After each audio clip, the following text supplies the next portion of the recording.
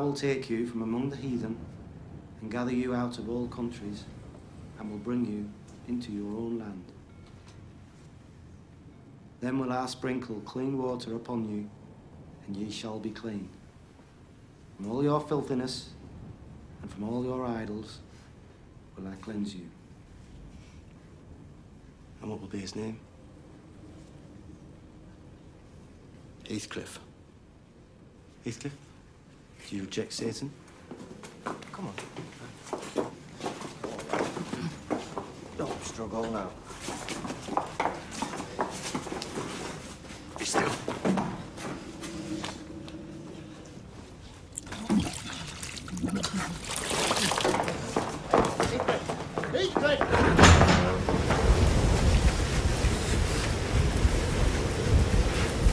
Emily Bronte's book Wuthering Heights is considered a classic of English literature and has been adapted dozens of times for movies, TV, theater, and even opera. However, I've never seen any of those, nor was I forced to read the book in school, and since I'm not a fan of the many stories about old-timey British people who can't express their feelings, Wuthering Heights was going to be one of those classics I just wasn't going to get around to.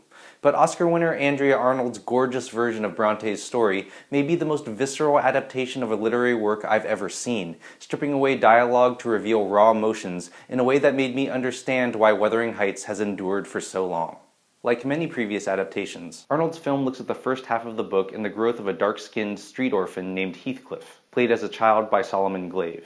Heathcliff is adopted by Mr. Earnshaw, played by Paul Hilton, and taken to a farm named Wuthering Heights on England's windy moors. There, Heathcliff meets Earnshaw's asshole of an older son, Hindley, played by Lee Shaw, and Earnshaw's much sweeter daughter, Catherine, played as a child by Shannon Beer, who quickly becomes Heathcliff's inseparable pal and love. But after spending time with the wealthy Linton family who lives a few miles away, Catherine decides that Heathcliff's lack of money and education makes him an unsuitable husband and that she should marry into the Linton family, causing Heathcliff to run away in anguish. A few years later, a now affluent Heathcliff returns, now played by James Howson, and finds Catherine, played by Scodelario, married to Edgar Linton, played by James Northcote, and living at swanky Linton Manor. Unable to woo Catherine back and still hurt by her decision to choose money over love, Heathcliff decides to get his revenge by lashing out at Catherine, the Lintons, and the Earnshaws. While the film is faithful to the time period the book is set in, this is definitely no stuffy British costume period piece. The Earnshaws are living a fairly dirty, hardscrabble life out on the moors, enduring the epitome of England's famously awful weather.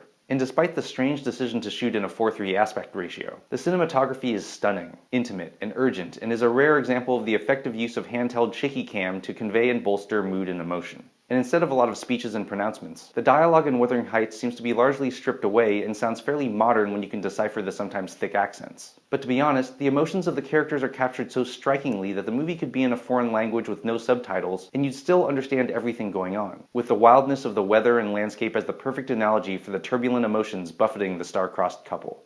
And because I could feel the characters' emotions instead of having them explained to me, I was able to see why Wuthering Heights is a universal, timeless story.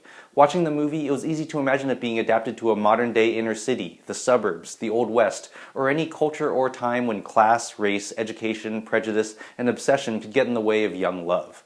While a lot has changed since Wuthering Heights was published more than 150 years ago, the lines between classes and races are still bright, and Arnold's visceral adaptation of Bronte's book brings those millennia-old divisions into the modern world, all without leaving the moors. I'm Jonathan Kim, and this is a ReThink Review.